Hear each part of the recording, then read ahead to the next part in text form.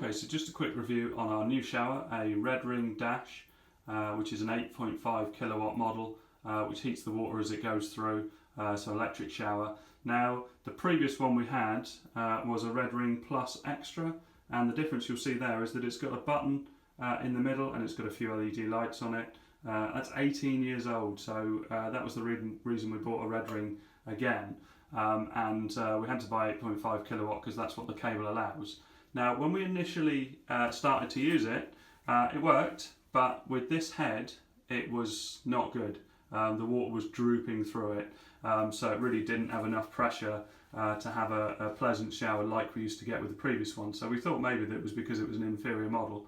But then we put the old head from the old one on, which had been replaced anyway, and that was much better. So we ended up buying a Tritron 8000 5-position shower head. They do this in chrome or white, and I'll put a link in the description to Amazon you can buy it on. It was quite a decent price, and it's a great head. It looks pretty decent.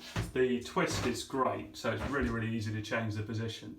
One of the things we've noticed with this type of shower is that you don't need power, so it's switched off at the moment at the power cord, but you can turn it on and you can have a cold shower. Not that I want a cold shower, but the option is there if you have a power cut. But if I switch it on and switch it to the temperature that we would have a shower, let's just show you the head and see how it works. So position 1, position 2, position 3, position 4, and the super powerful position 5, and you can hear it hitting the bar. It is super powerful like that, but it's also really easy to move.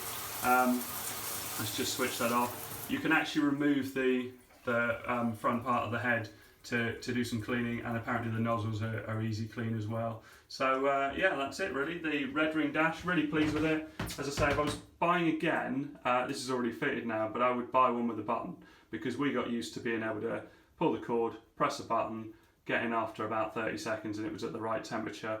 With this, you've got to turn the dial to the right temperature, which is no heartache. I mean, obviously we'll get used to it and it's fine, but just as it's something you do every day, it would be nicer to have one with a button.